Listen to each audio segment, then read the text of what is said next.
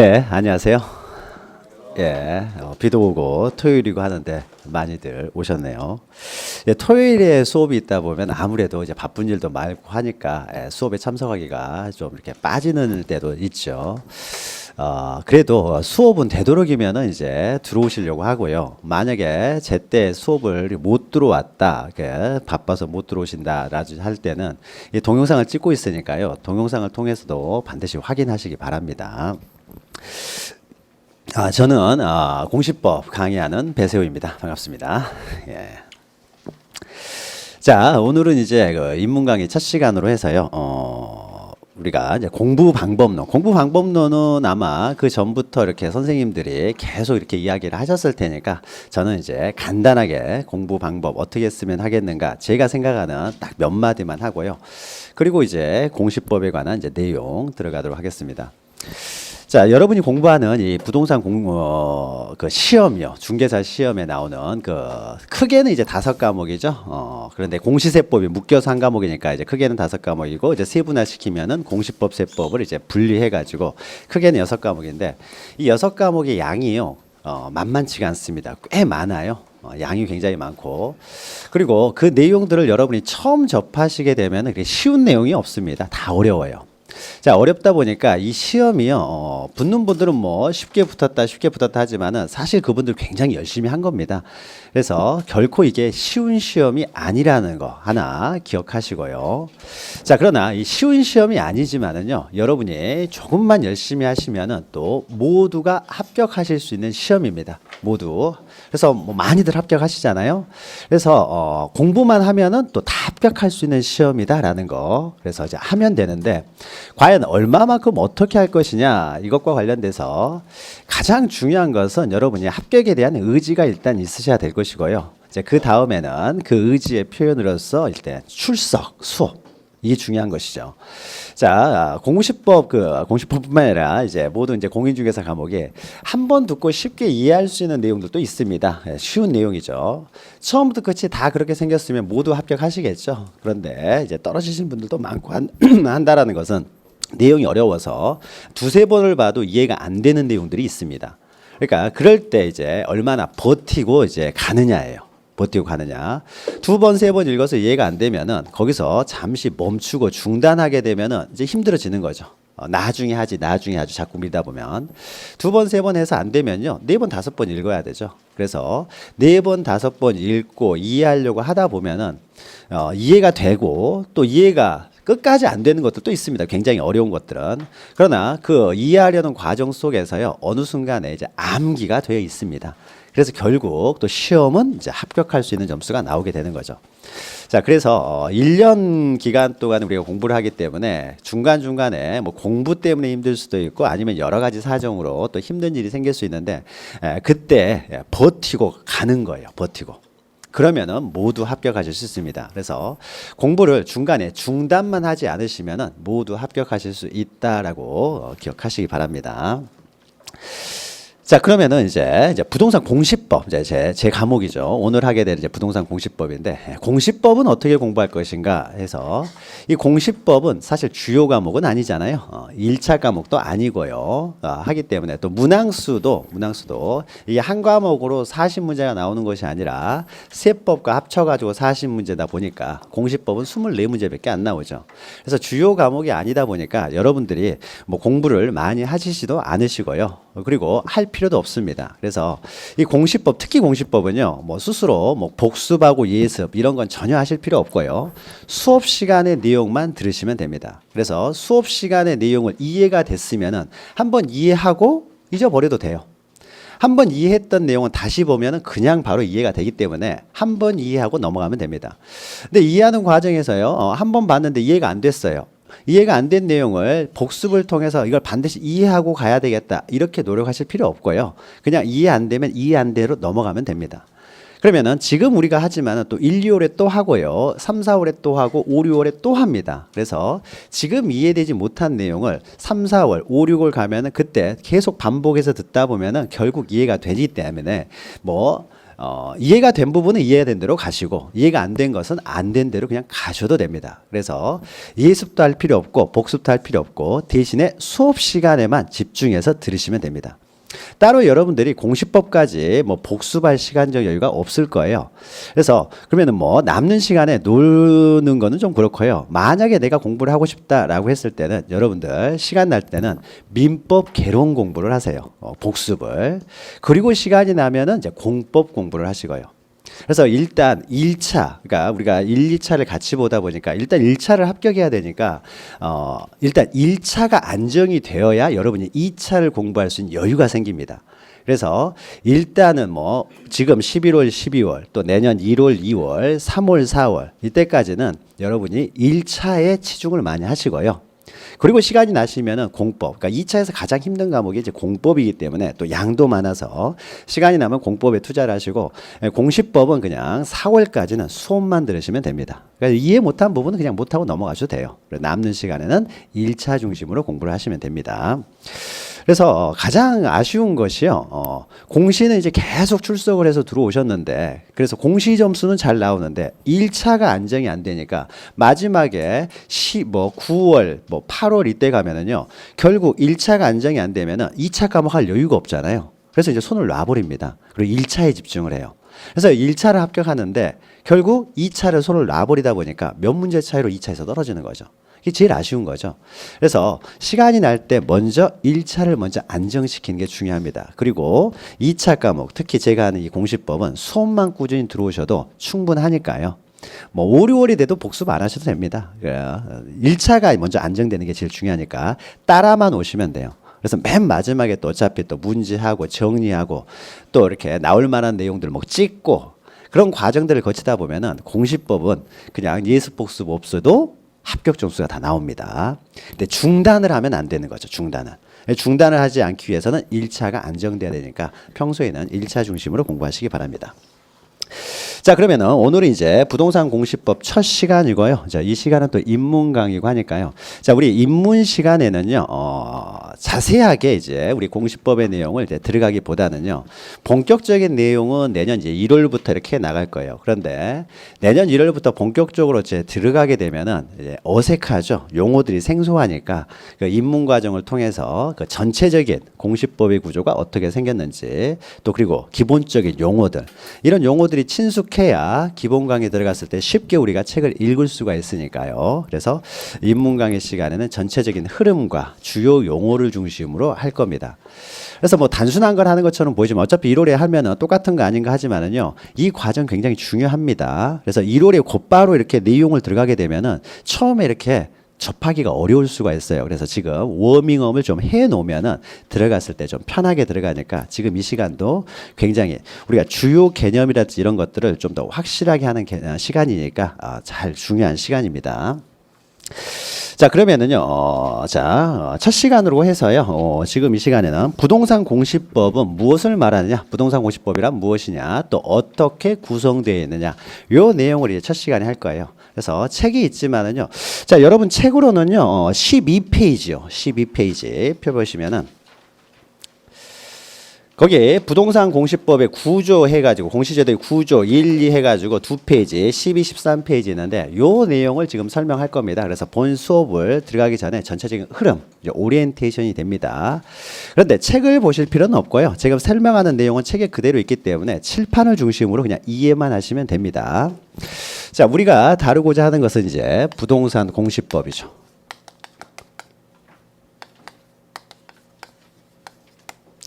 자, 이때 이 공시라는 개념은 이제 알려준다는 거죠. 사람들이 알 수 있도록 보여준다, 알려준다. 이것이 이제 공시라는 개념이죠. 자, 부동산은 이제 움직일 수 없는 재산.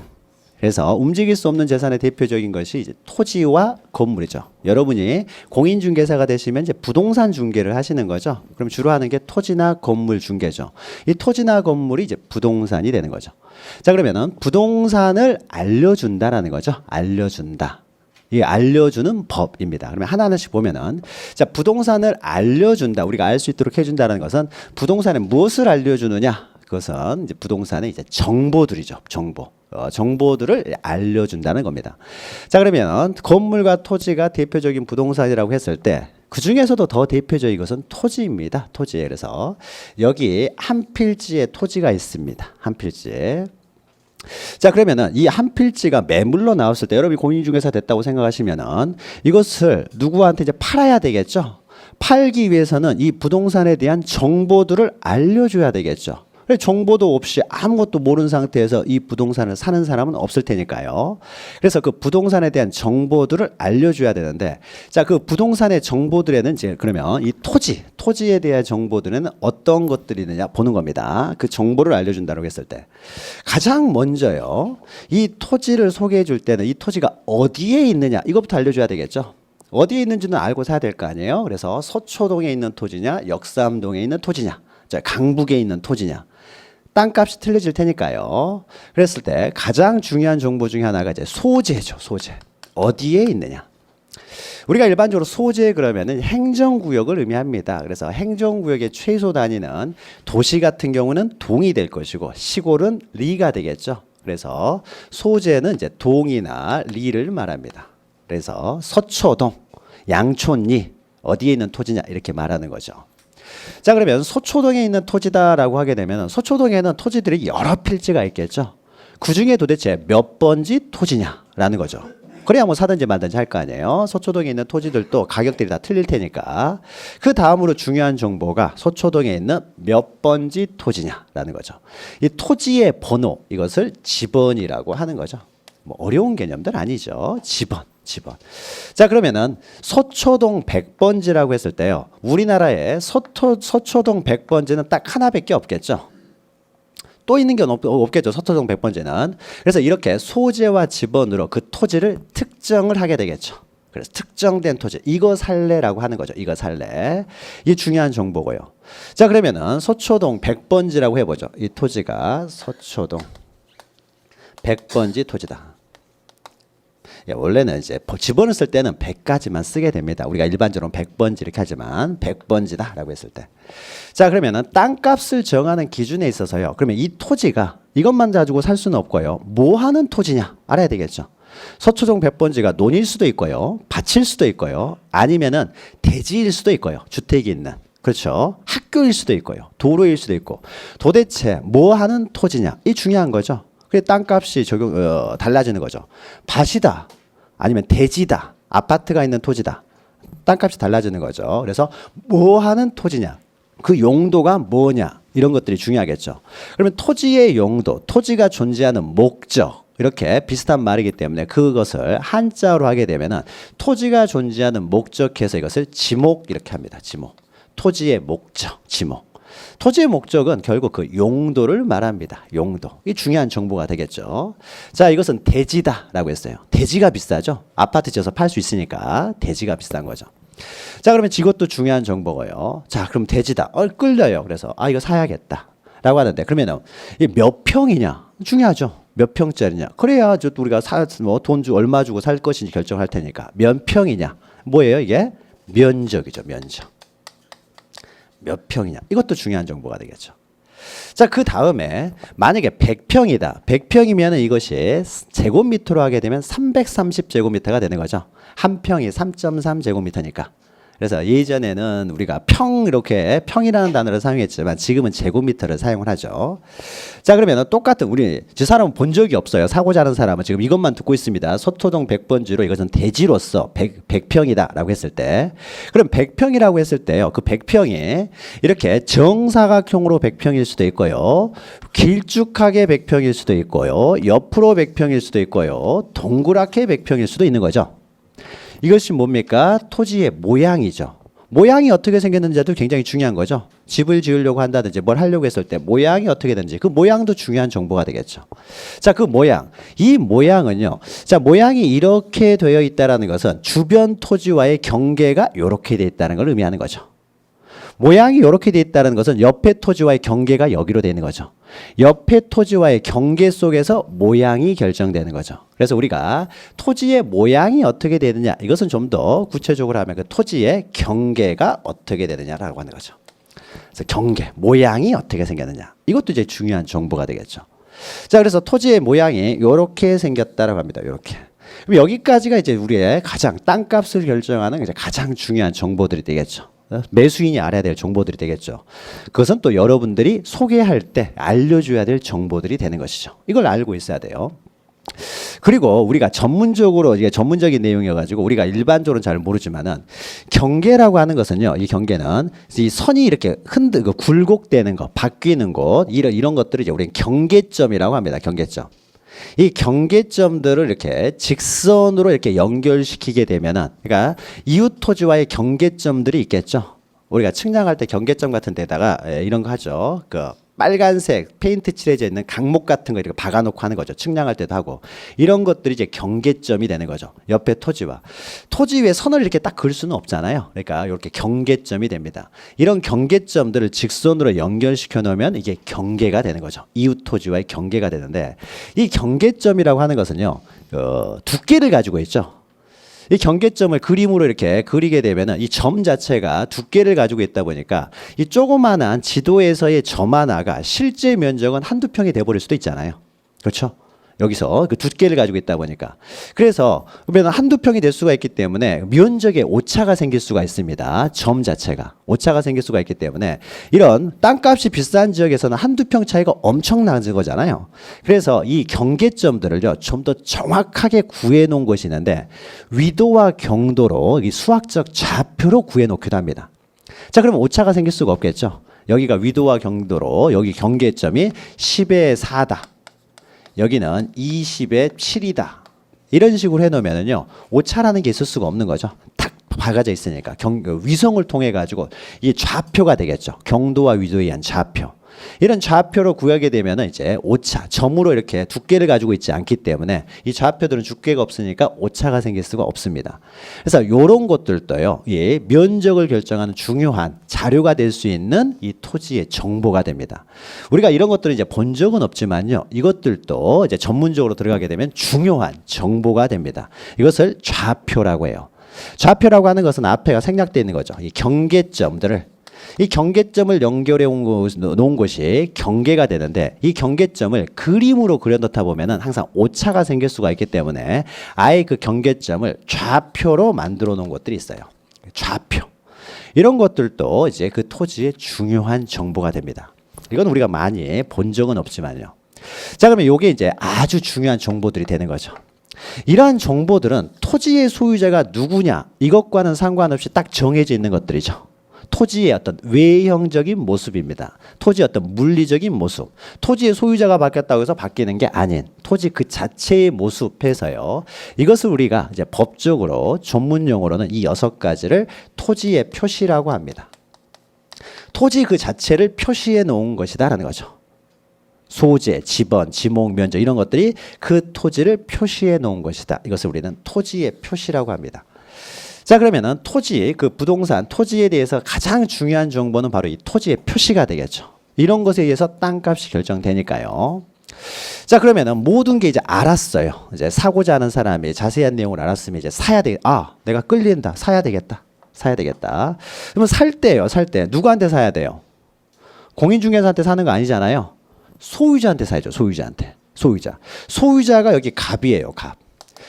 그러면은 이 갑이라는 사람으로부터 물건을 뭐 10억으로 결정이 됐으면 갑이라는 사람으로부터 10억 주고 돈을 사야지 소유자도 아닌 사람한테 물건을 10억 주고 사면은 10억만 날라가지 소유권은 취득할 수가 없게 되겠죠.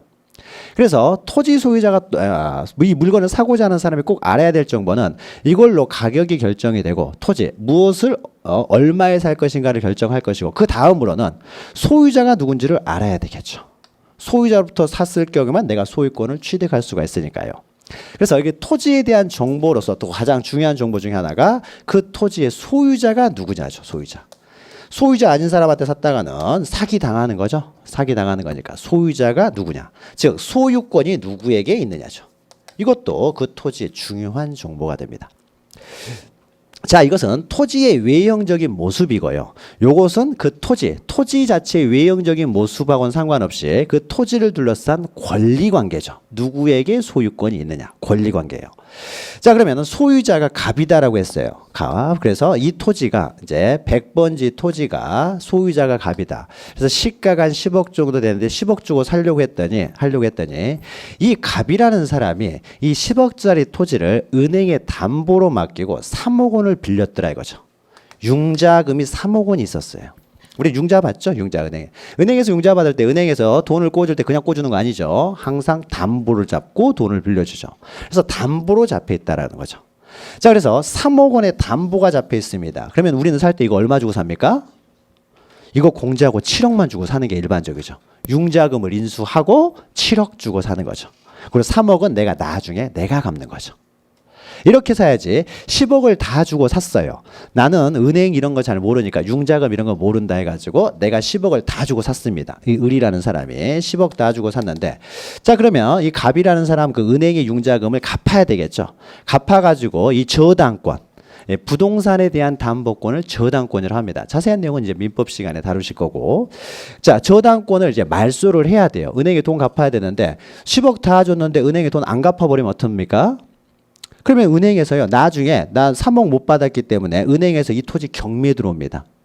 경매에 들어오면은 낙찰 되겠죠. 딴 사람이 낙찰을 먹어버리겠죠. 그럼 나는 소유권 잃어버리는 거죠. 10억 주고 샀지만 소유권 날아가는 거예요.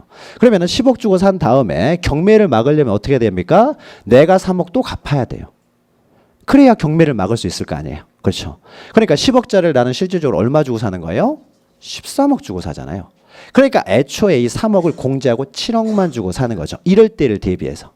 그래서 7억만 주고 산 다음에 경매 들어올 것 같으면 내가 3억 주고 갚아버리면 결국 나는 10억 주고 10억짜리를 산 것이 되겠죠. 이 자세한 권리관계 조금 힘듭니까? 그러니까 이런 것들이 이제 나중에는 이제 나옵니다. 나중에 이제 나오게 되는데 지금은 이제 간단하게 그러니까 우리가 기본적으로 알고 있는 그 상식선에서 3억의 융자금이 있으면 3억을 공제하고 7억만 주죠. 7억만. 그러니까 우리는 뭣도 알아야 됩니까? 혹시 이 토지가 우리가 주택을 살 때도 마찬가지죠. 융자금 있는지 알아야 되겠죠.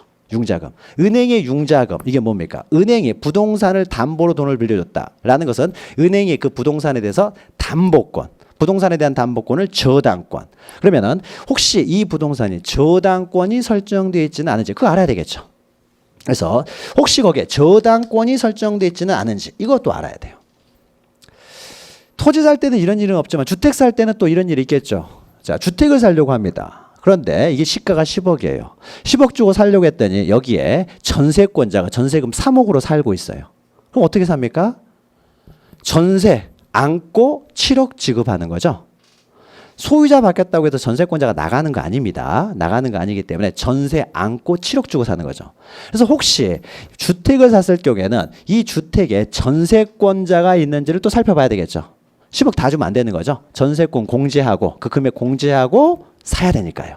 그래서 이 부동산에 혹시 전세권자가 있는지 없는지 이런 것도 알아야 돼요. 자, 이런 것들은 소유권, 그 부동산 자체의 모습이 아니라 그 부동산의 이제 권리관계에 관한 내용이 되죠. 이런 권리관계, 그 토지에 대한 권리관계, 부동산에 대한 권리관계, 이것들도 그 부동산에 대한 중요한 정보가 되겠죠. 이런 것들을 다 알아야 물건을 우리가 살 수가 있고, 여러분이 공인중개사 되신 이후에 물건을 소개할 때는 이런 것들을 다 설명해 줄 수 있어야 되겠죠. 설명해 줄 수 있어야 돼요. 자, 그러면은 이런 토지의 표시와 그 권리 관계를 공시한다는 것을 의미합니다. 부동산을 공시한다는 것은. 그러면 여러분이 공인중개사 되신 다음에 이걸 설명해 줄 때 뭘 보고 설명해 줄 거예요? 전국의 모든 토지를 다 알고 있을 수가 없잖아요. 그러니까 여러분들이 어떤 토지가 궁금하다 그러면 여러분들이 그 정보를 알아가지고 설명을 해줘야 되겠죠.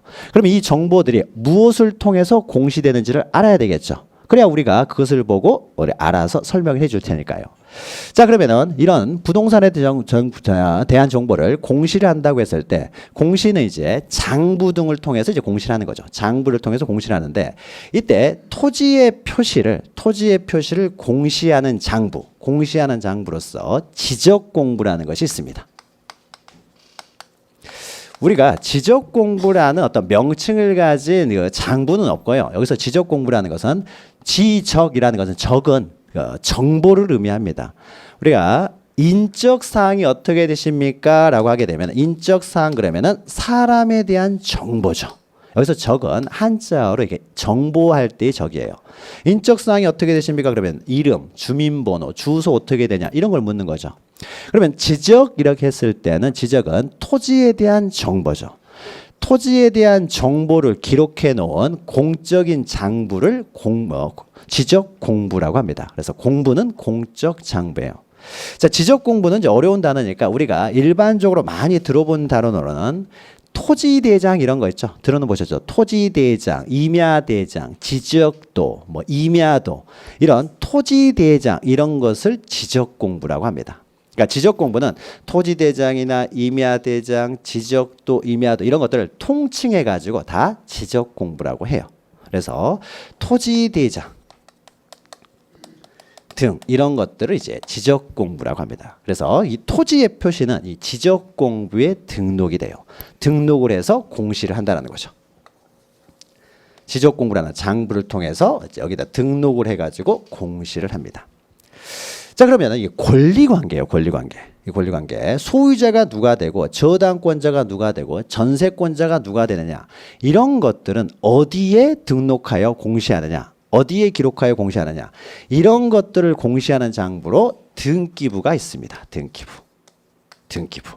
그래서 권리관계에 관한 내용은요. 등기부에 기록하는 것. 자, 지적 공부에 기록할 때는 등록이라는 단어를 사용하기 때문에 등기부에 기록하는 것도 등록 이렇게 표현하게 되면은 등록이라는 단어만 사용해 버리면 어느 공부에 기록되는지 혼동이 이루어지기 때문에 등기부에 기록하는 것을 특히 이제 등기라고 하고 지적 공부에 기록하는 것을 등록이라고 합니다. 둘 다 기록한다라는 거예요. 기록하는데 용어를 좀 틀리게 사용하는 거죠. 장부가 틀리기 때문에. 자, 그래서 결국은 권리관계는 등기부에 기록함으로써 이제 공시를 하게 됩니다. 그러면 똑같은 토지예요. 서초동 100번지 토지 똑같은 토지를 그냥 하나의 장부로 기록을 해놓으면 우리가 보기가 편할 거 아니에요. 하나만 떼면 되니까. 근데 왜 이렇게 토지의 표시는 지적 공부에 기록해 놓고 권리관계는 등기부에 기록해 놓느냐? 요게 이제 이원적으로 기록하느냐? 이 이유는요. 우리가 이 지적 공부를 만드는 이유는요. 우리들이 토지를 사고자 하는 사람, 공인중개사가 소개해 줄 때 그 정보를 우리 일반인들이죠. 개인들, 국민들이 알 수 있도록 해준다는 의미도 있지만은 지적 공부를 만든 보다 근본적인 이유는요. 국가가 자기가 국토의 효율적인 어떤 이용을 하려고 하려면은 그 토지에 대한 정보들을 알아야 국토를 어떻게 수용을 하든지 도로를 놓든지 여기다 신도시를 만들든지 할 거 아니에요. 국가가 그 국토의 효율적인 이용을 위해서는 전국의 국토에 대한 정보들을 국가가 스스로 알고 있어야 되겠죠. 그래서 지적 공부를 만든 이유는요. 우리 알라고 만든 것이 아니라 국가가 자기 필요에 의해서 만듭니다. 그리고 이런 걸 통해 가지고 또 과세를 할 때요. 세금 부과를 할 때 지목에 따라서 면적에 따라서 세금이 달라질 거 아니에요. 그러면 이 내용 과세를 하려면은 토지에 대한 정보를 알아야 과세를 할 거 아니에요. 그래서 국가가 자기 필요에 의해서 지적 공부를 만듭니다. 그래서 조선시대 때도 과세는 했을 것이고요. 고려시대 때도 과세는 했겠죠. 그래서 그 당시에도 지적 공부는 있었어요. 지적 공부 다 있었겠죠. 그러나 국민들은 잘 몰랐겠죠. 그때는. 보여주질 않았어요. 국가의 중요한 정보이기 때문에 백성들한테는 알려주질 않았습니다. 국가만 가지고 있으면서 자기만 알면서 이제 세금 부과하고 뭘 어떻게 할 것인가를 판단했죠. 그러다가 이제 민주주의가 되면서 국민들도 이제 알 필요가 있으니까 우리들도 이제 볼 수 있도록 해줘라라고 하니까 일반인에게도 이제 공개를 하는 것이죠. 자, 그러면은 지적 공부의 원래 목적은 국토의 효율적인 이용이고요. 나아가서 부차적으로 이제 우리 일반 국민들도 알 수 있도록 하기 위해서 지적 공부를 만드는데, 자, 그러면 국토의 효율적인 이용을 하는 정부, 그러니까 국가기관은 어디냐? 이것은 행정부에서 하는 거죠. 행정부에서 하는 것이고, 그러면 행정부는 여러 부처가 있는데 이 국토의 효율적인 이용을 담당하는 기관은 국토교통부 장관입니다. 그래서 지적 공부는 누가 이렇게 만드냐면요. 국토교통부 장관. 국토교통부 소관이에요. 국토교통부 장관이 만들어요. 그래서 이제 지적 공부를 만들고요. 자, 그런데 이 권리관계와 관련돼서는요. 만약에 갑이 을한테 물건을 팔았어요. 팔고 나서 팔아가지고 을이 이제 여기를 이제 점유하고 있는데 갑자기 갑이 와가지고 야, 난 너한테 물건 팔질 않았다라고 하는 거예요. 다시 내놔라고 합니다. 내놔라. 이 토지는 나의 것이다. 너한테 나는 판 적이 없다. 을은 네가 나한테 팔았지 않느냐. 무슨 소리냐. 라고 해서 이 토지에 대한 소유관계에 대한 다툼이 생겼어요. 누가 소유자냐. 자, 갑이 소유자냐 을이 소유자냐 다툼이 생기게 되면은 국토교통부 장관한테 가가지고 누가 소유자인지 결정 좀 해주십시오. 판단 좀 해주십시오. 이렇게 하는 거 아니죠. 소유권에 관한 다툼이 생기면 국토교통부로 가는 것이 아니라 어디를 갑니까? 법원에 가는 거죠. 법원에. 그래서 법원에서 갑이 소유자다 그러면 갑이 소유자고 을이 소유자라면 을이 소유자는 거죠. 그러면은 이 권리관계 누가 소유자냐 저당권자가 누구냐 전세권자가 누구냐 이러한 결정 권리관계에 관한 결정은 국토교통부 장관이 정할 수가 없어요. 요건 누가 정할 수 있느냐 법원에서 정합니다. 법원. 그래서 권리관계를 관할하는 기관하고요 토지의 표시를 관할하는 기관이 틀려요. 이 지번이 어떻게 되느냐 면적이 어떻게 되느냐 이것은 법원에서 결정하는 게 아니에요. 이것은 국토교통부 장관이. 그래서 동 이름, 리 이름. 자, 우리가 있으면 여기가 서초동이죠. 자, 서초동이라는 이름은 누가 만들었느냐? 국토교통부 장관이 이렇게 서초동이라는 이름을 만들고 양촌이라는 이름을 만드는 것이 법원에서 동 이름 정하는 거 아닙니다. 그렇죠? 그래서 토지의 표시를 결정할 수 있는 기관은 국토교통부 장관이고 권리관계를 결정할 수 있는 기관은 법원에서 결정을 하기 때문에요. 이 토지의 표시를 관할하는 토지의 표시를 기록하는 지적공부는 국토교통부 장관이 관리를 하고 그 다음에 권리관계에 관한 사항들은 법원이 관리를 합니다. 그러니까 장부가 이렇게 이원화돼 있어요. 이원화. 부처가 서로 틀리기 때문에 장부가 이원화돼 있다는 거죠. 그런데 이제 좀 더 가게 되면은요, 전국의 모든 토지를 국토교통부 장관이 다 지번, 지목, 면적 등록하려면은 너무 힘들기 때문에 전국의 모든 토지 중에서 여기는 서울시고 여기는 경기도고 요 밑에 뭐 충청남도가 있고 그러면은 국토교통부 장관이 다 하기 힘들기 때문에 야 서울시에 있는 것은 서울시장 네가 좀 등록 좀 해라. 경기도에 있는 것은 경기도지사 네가 좀 등록 좀 해라 라고 해서 위임을 합니다. 국토교통부 장관이 전국을 돌아다닐 수는 없으니까요. 자, 그러면은 서울시에 있는 토지는 이제 서울시장한테 위임을 해서 다 네가 좀 이런 거 정보들을 수집해 가지고 지적공부에 등록하라고 하는데 서울시도 너무 넓잖아요. 그래서 서울시장이 전부 다 돌아다닐 수도 없고 뭐 경기도 도지사가 전국을 돌아다닐 수도 없습니다. 그러니까 경기도를 전체를 돌아다닐 수가 없기 때문에 다시 또 서울시장은 여기 서울시에 이제 여러 개 구가 있죠. 그래서 그 구청장에게 맡깁니다. 너희 구에 있는 것은 네가 좀 관리 좀 해라. 등록 좀 해라. 라고 하고 경기도 같은 경우도 이제 경기도는 여러 이제 시, 군, 구 이런 게 있겠죠.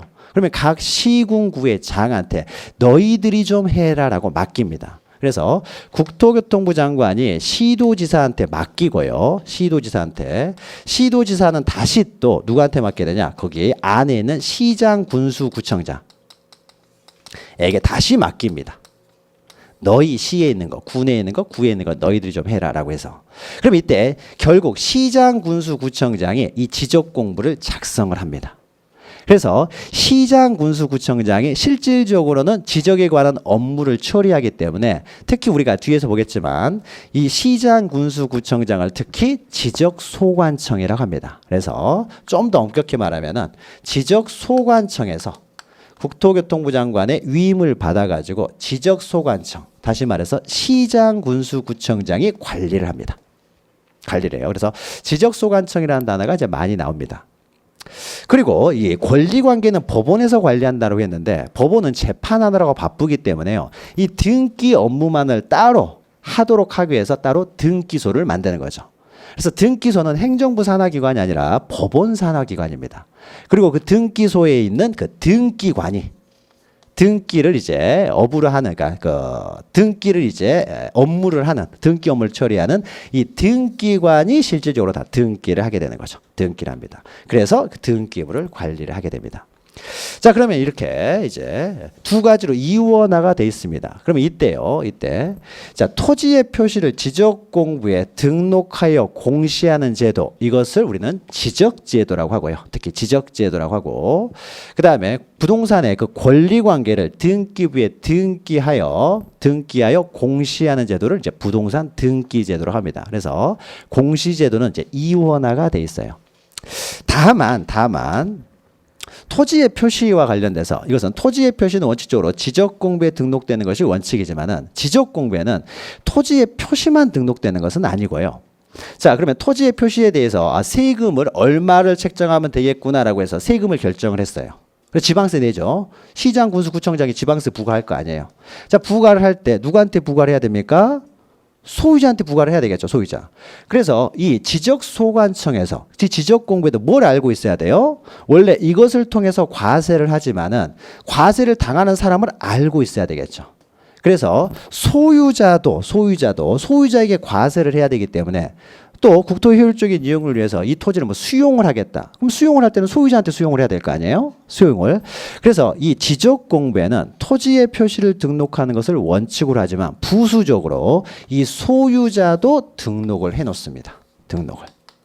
그래서 지적공부는 어떻게 생겼냐면요. 오른쪽에 그림 조그만하게 나와 있죠. 그래서 중간에 있는 지적공부는요. 우리가 토지대장을 예로 들면요. 토지대장은 이렇게 생겼어요. 우리가 이제 본 수업을 하다 보면 토지대장의 모습들도 이제 보게 됩니다. 그래서 토지대장 이렇게 해가지고요. 토지대장 이 지적공부의 목적은 토지의 표시를 공시하는 게 목적이기 때문에 토지의 표시를 기록하는 란이 있고요. 그 다음에 오른쪽에는 소유자를 기록하는 란이 있습니다. 그런데 지적공부의 원래 목적은 토지의 표시를 등록하는 것을 목적으로 하는 거죠. 따라서 이 소유자는요, 뭘 보고 적냐면요, 이 소유자는 이 국토교통부 장관이 소유자를 결정할 수는 없다고 했죠. 소유자는 법원에서 결정을 해서 등기부에 기록되어 있기 때문에 소유자를 기록할 때는 직접 조사해서 기록하는 것이 아니라 등기부에 있는 소유자를 옮겨 적습니다. 여기서 결정된 소유자를 옮겨 적는다는 거죠. 옮겨 적습니다. 그러나 토지의 표시는 자기들이 직접 결정하기 때문에 자신들이 직접 조사해서 결정을 하고요. 소재, 지번, 지목, 면적, 경계, 좌표는 소유자는 등기부를 보고 옮겨 적는다는 거죠.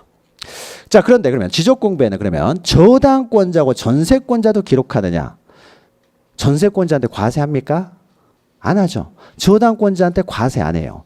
그러니까 이 지적공부, 지적소관청에서는 저당권자가 누구냐, 전세권자가 누구냐는 알 필요가 없어요. 소유자만 알면 됩니다. 그래서 권리관계 중에서 소유자만 기록을 합니다. 소유자만. 자, 그럼 반대로 또 등기부를 보죠. 자, 등기부는 권리관계를 기록한다고 했어요. 그러면 권리관계는 이 소유권을 기록을 하고요. 등기부에는 소유권자가 누군지를 기록을 하고, 소유권만 기록하는 것이 아니라 등기부에는 이제 저당권자가 누구냐, 전세권자가 누구냐. 그래서 소유권 이외의 권리, 저당권이나 전세권 이런 것들을 기록을 합니다. 그럼 우리가 혹시라도 등기부를 보신 적이 있으면은 나중에 이제 등기법 시간 할 텐데요. 이 소유권을 기록해 놓은 란을 우리는 갑구라고 합니다. 갑구. 갑구에 소유권을 쭉 기록해 놓고요.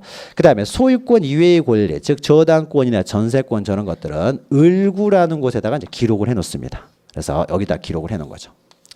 자, 그런데 여기는 자, 소유자는 갑이다. 그리고 여기에는 뭐 A은행에서 저당권을 가지고 있다. 자, 이것만 적어 놓으면은 도대체 어느 토지에 대해서 소유자가 갑이라는 거고 A은행이 저당권을 가지고 있다는 것이냐? 이런 게 나와 있어야 되겠죠. 대상이 있어야 되겠죠. 이 소유권이나 저당권은 어떤 토지를 대상으로 하느냐? 그 대상인 토지가 나와야 되겠죠. 따라서 뭐가 나와야 됩니까? 어느 토지인지 그 토지가 나와야 되겠죠. 토지에 표시가 있어야 되겠죠. 표시. 역삼동, 서초동이라고 했죠. 서초동 100번지에 대해서 소유자가 갑이고 은행이 저당권을 가지고 있다. 이렇게 해야 되겠죠. 그래서 원래 권리관계를 공시하는 걸 목적으로 하지만 그 권리의 대상이 되는 부동산이 써져 있어야 되겠죠. 따라서 등기부에는 이 권리관계만 기록되는 것이 아니라 도대체 어떤 토지에 대한 권리관계냐라고 해서 이 토지의 표시가 기록이 돼야 되겠죠. 어떤 토지냐. 이게 부수적으로 기록이 돼야 되겠죠. 그 전제로서 기록이 돼야 되겠죠. 자, 그러면 토지의 표시는 뭐에 의해서 특정된다고요? 소재 지번에 의해서 특정이 되는 거죠. 그러니까 등기부에는 여기는 뭐만 있으면 됩니까? 서초동 100번지는 갑이 소유하고 A가 저당권을 가지고 있다. 이렇게만 적으면 되는 거잖아요. 서초동 100번지. 그러니까 토지의 표시는 뭐만 있으면 됩니까? 소재 지번만 써져 있으면 되는 거죠. 그런데 이렇게 장부가 이원화돼 있다 보니까 보기가 불편하다는 거죠. 그래서 등기부만 보고서도 소재 지번 위에 지목 면적. 자, 면적을 쓰는 공간이 이렇게 많이 차지하진 않겠죠. 또 지목 쓰는데 뭐 많이 차지하지 않습니다. 따라서 요 두 개만 써주면 될 텐데도 공간을 많이 차지하지 않는 면적이나 지목 이런 것들도 부수적으로 등기부에는 기록을 해놓습니다. 등기부에는. 그래서 이 토지의 표시라고 해서 토지의 소재, 지번, 지목, 면적을 기록을 합니다. 그래서 등기부는 이렇게 생겼어요.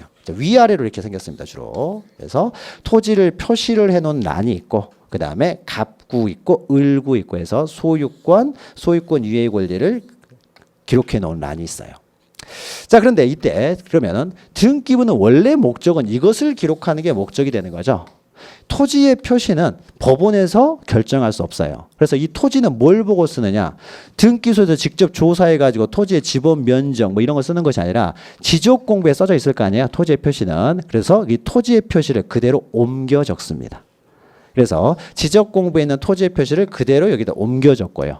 그 다음에 등기부에 있는 소유자를 그대로 옮겨 적는다는 거죠. 그래서 그러면은 이렇게 이런 문제가 생기는 거죠. 자, 같은 토지에 대해서 소유자는 토지대장에도 기록돼 있고 그 다음에 여기 등기부에도 기록돼 있고요. 또 토지의 표시 중에서 소재, 지번, 지목, 면적 네 가지는 토지대장에도 기록돼 있고 그 다음에 등기부에도 기록되는 거죠. 그러니까 기록되다 보니까요 서로 틀리게 기록될 수가 있겠죠. 그러니까 여기다 기록되고 그 다음에 보고 적고 여기다 기록하고 보고 적느니까 보고 적는 과정에서 시간적 간격이 생길 것이고요. 틀리게 이제 불일치가 생기는 경우도 있겠죠. 그래서 여기 토지대장에는 소유자가요 갑으로 기록되어 있는데 등기부에는 여기 누가 소유자로 기록되어 있느냐? 을로 기록되어 있어요. 자, 그러면 누가 소유자입니까? 을이 소유자가 되겠죠. 권리에 관한 내용은 등기부가 우선이라는 거죠. 이걸 그대로 옮겨 적어야 되는데 그러면은 토지대장이 지금 옮겨 그대로 보고 베끼지 못하고 있는 것이죠. 그러니까 요게 잘못되어 있는 거죠. 요게 잘못되고 을이 소유자죠. 그래서 이게 잘못된 걸 알게 되면 얼른 어떻게 됩니까? 이 지적소관청에서는 이 토지대장을 관리하는 지적소관청에서는 갑으로 되어 있는 것을 을로 빨리 고쳐야 되겠죠. 그래서 일치를 시켜야 되겠죠. 혼동이 생기지 않도록 하기 위해서. 그래서 토지대장의 소유자, 그러니까 지적공부의 소유자와 등기부상의 소유자가 불일치하게 되면은 등기부가 권리는 우선이 된다는 거죠. 이 사람이 진정한 소유자예요. 자, 그러면은 반대로요. 이제 지목이 있어요. 지목. 자, 우리가 지목은 밭은 전이라고 기록을 하고요. 그 다음에 농 같은 경우는 답이라고 기록을 합니다. 갑이라고. 자, 토지대장의 토지의 표시에서 그 지목은요. 여기는 전이라고 돼 있어요. 그런데 요 토지의 표시, 등기부에 나와 있는 토지의 표시는 답이라고 기록되어 있습니다. 자, 그러면 이 토지의 지목은 전입니까? 답입니까? 촌이 되겠죠. 이게 정확한 거죠. 이걸 옮겨 적어야 되는데 지금 잘못되어 있는 거죠, 이게. 그러니까 얼른 어떻게 돼요? 토지의 표시를 답에서 전으로 옮겨 적어야 되겠죠. 그래서 일치를 시킵니다. 그래야 서로 이중화되어 있기 때문에 이원화되어 있기 때문에 빨리빨리 일치를 시켜야 되겠죠. 그때 일치시킬 때 그 기준은 권리에 관한 사항은 등기부가 우선, 토지의 표시에 관한 사항은 지적공부가 우선. 아주 중요한 내용이에요. 중요한 내용. 자, 요 내용 이제 우리가 하나 알았어요. 그래서 이원화되어 있기 때문에 이런 일이 발생을 하게 됩니다. 자, 그러면 우리가 앞에 설명을 했죠. 자, 그러면 다시 이제 설명을 하면 이때 자, 토지의 표시와 부차적으로 그 소유자 등을 지적공부에 등록하여 공시하는 제도, 이런 제도를 우리는 지적제도라고 하고요. 지적제도라고 하고, 그리고 권리의 표시죠. 권리관계. 또 부수적으로 토지의 표시를 등기부에 등기하여 공시하는 제도를 우리는 부동산 등기제도라고 합니다. 등기제도. 자, 그래서 부동산 공시제도 그러면은 이 지적제도하고 등기제도 두 가지를 말해요. 두 가지. 그래서 공시제도는 우리가 두 가지를 다루게 되고, 법이 이렇게 이원화돼 있다 보니까 내용이 장부가 두 개다 보니까 제도도 두 개가 존재하고, 그럼 우리는 법을 다룬다는 거죠. 법. 그러면 이때 이 지적제도를 규율하는 법으로는 공간 정보에 자, 이것을 토지의 표시를 지적공부에 등록할 때 마음대로 지적소관청이 자기가 임의로 막 적어버릴 수 없는 거잖아요. 등기부에 등기관이 등기할 때 자기가 마음대로 할 수 있는 거 아니겠죠. 일정한 법에 따라서 해야 되겠죠. 그러면 이때 지적제도를 규율하는 법으로서 공간정보의 구축, 거기 이제 써져 있죠. 한 장 넘기시면은요 제1편 해가지고 나오죠. 거기서 공간 정보의 구축 및 관리 등에 관한 법률 이렇게 나오죠. 및 관리 등에 관한 법률. 이 있고요. 자, 그러면 이 부동산 등기 제도를 규율하는 법으로서 부동산 등기법이 있습니다. 자, 그러면 우리가 부동산 공시법이라고 했을 때는 부동산 공시법이라는 명칭을 가진 법은 없어요. 이 두 개의 법, 공간정보의 구축 및 관리 등에 관한 법률하고 부동산 등기법, 이 두 개를 합쳐서 우리는 부동산 공시법이라고 합니다. 자, 그러면 우리가 부동산 공시법 시간에 뭘 다루냐? 바로 이 두 개의 법을 다룹니다. 보다 구체적으로 이런 걸 다루는 거죠. 여러분이 공인중개사 시험 과목은요, 여러분들이 공인중개사가 됐을 때 필요한 것들을 배우게 되겠죠. 그걸 시험을 보게 됩니다. 그러면 여러분들이 공인중개사가 된 다음에 볼 줄 알아야 되는 가장 중요한 장부 뭐예요? 토지대장, 등기부. 이거 볼 줄 알아야 되겠죠. 이걸 볼 줄 알아야 무슨 뭐 설명을 해줄 거 아니에요. 그렇죠. 가장 중요한 두 개의 장부를 다루게 됩니다. 공시법 시간에. 그래서 하나하나 다루게 돼요. 자, 그러면 여기가 이제 왼쪽 12페이지에 있는 내용을 이제 방금 설명했던 것이고. 자, 그러면요. 이제 마지막으로 잠깐만 보면은. 자, 그러면은 어떤 토지가 새롭게 발생을 했을 때 토지대장이 먼저 만들어지느냐 아니면 등기부가 먼저 만들어지느냐요. 등기부가. 닭이 먼저냐 아니 알이 먼저냐. 토지의 표시는 지적공부가 우선이다. 권리관계는 등기부가 우선이다라고 했을 때 무엇이 먼저 만들어지냐라는 거예요. 자, 이거와 관련해서요. 이 권리라고 하는 것은 권리 이제 소유권이죠.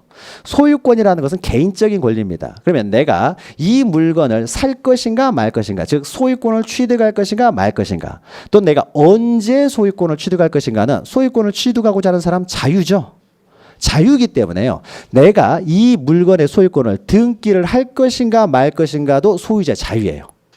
그러니까 전국의 모든 토지가 다 등기되어 있는 건 아닙니다.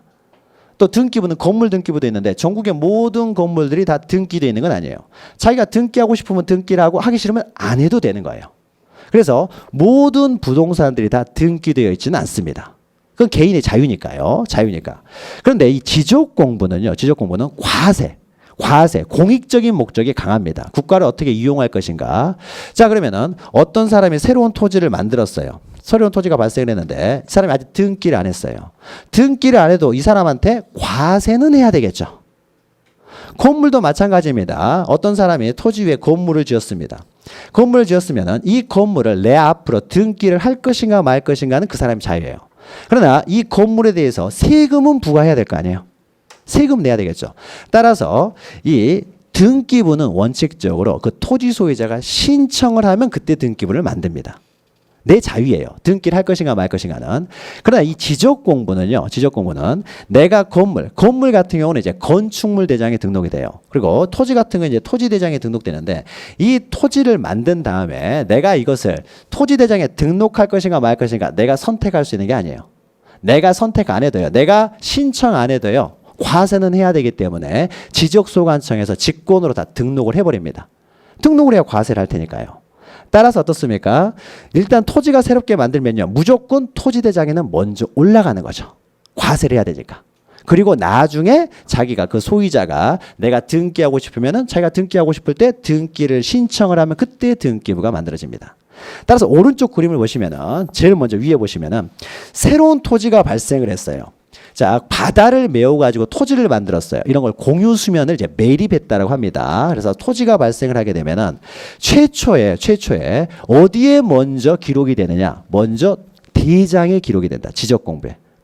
나는 신청을 하지 않았다고 하더라도 과세를 위해서 바로 지적소관청에 기록을 해버립니다. 그럼 이때 최초로 어떤 부동산 토지가 최초로 지적공부에 등록되는 것을 신규 등록이라고 해요. 신규 등록. 최초로 등록하는 거죠. 자, 신규 등록을 하게 되면은 그때 비로소 이제 토지대장이 만들어지겠죠. 최초로 토지대장을 만들어집니다. 자, 만들어진 다음에요. 그 토지대장에 만들어져 있는 토지대장에 이제 소유자가 나오게 되겠죠. 그러면 요때만 좀 틀립니다. 자, 우리가 소유자는 등기부를 보고 소유자를 적는다고 했는데 새롭게 신규 등록했을 때도 과세를 위해서 소유자는 적어야 되는데 토지대장이 처음에 만들어질 때는 등기부가 없잖아요. 그러니까 등기부를 보고 소유자를 적는다는 것이 불가능하죠. 그래서 신규 등록, 최초로 등록할 때만 그 소유자도 지적소관청이 등록을 합니다. 조사해서. 이때만. 그리고 이제 최초로 등록을 한 다음에 그러면 여기 나와 있는 소유자가 이 토지대장 등본을 떼 가지고요 등기소에 가서 등기를 신청을 하게 되면 이때 최초로 등기부를 만드는 등기 신청을 소유권 보존 등기 신청이라고 해요. 즉 최초로 만들어질 때 최초로 이렇게 이루어지는 등기가 소유권 보존 등기입니다. 그래서 이 소유자가 소유권 보존 등기를 신청을 하게 되면 그때 등기부가 만들어져요. 그래서 순서는 이렇게 만들어지는 거죠. 그래서 밑에 보시면은 소유권 보존 등기 신청을 통해서 소유권 보존 등기가 되면 비로소 등기부가 개설이 된다.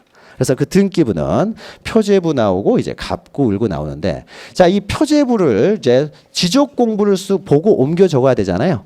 소재 지번 지목 면적을. 그래서 이 소유자는 등기 신청을 할 때 이 토지대장 등본을 떼 가지고 가는 겁니다. 그러면 그 토지대장을 보면서 이제 옮겨 적는 것이죠. 자, 이 순서대로 이루어집니다. 그래서 지금 이제 이 시간에는요, 우리가 등기제도하고 지적제도 두 개지. 그러니까 우리가 다루고자 하는 내용들을 이제 전반적으로 보았고, 여기서 가장 중요한 것은 이원화돼 있다라는 거. 그리고 토지는 토지의 표시는 지적공부, 권리는 등기부가 우선이다. 그리고 처음에 만들어질 때는 토지대장이 먼저 만들어지고 등기부가 만들어진다. 여기까지 하면은요, 이 등기법의 공시법에 대한 전체적 흐름이 어떻게 되느냐, 이걸 이제 알게 되는 거고, 그럼 본격적으로 우리가 공부를 할 때는 이제 이런 걸 다루게 되는 거죠. 그럼 각각의 이제 개별적인 소재, 지번, 지목, 면적, 경계 좌표를 과연 어떻게 등록을 하느냐. 또 이런 소유자라든지 저당권, 전세권들은 등기부에 어떻게 등기가 되느냐, 어떻게 등록이 되고 어떻게 등기되는지를 알게 되면 우리가 등기부나 지적 공부를 보고 다 읽어 나갈 수가 있겠죠. 결국은 우리가 알고자 하는 것은 이거 볼 줄 아는 법을 다루게 되는데 어떻게 등록되는지를 알아야 우리가 볼 줄 알게 되겠죠. 그래서 본 수업에서는 이제 이런 것들을 이제 하나하나씩 다루게 됩니다. 자, 그래서 지금 시간에는요, 부동산 공시제도의 일반적인 내용을 보았고요. 그러면은 먼저 토지대장 지적 공부가 먼저 만들어지기 때문에 우리는 지적제도부터 합니다. 이걸 먼저 다루고 제2편에서 부동산 등기제도를 다루게 됩니다. 그럼 잠시 쉬었다가요, 이제 지적제도부터 하나하나 이제 조금씩 설명해 나가도록 하겠습니다. 잠시 후에 뵙겠습니다.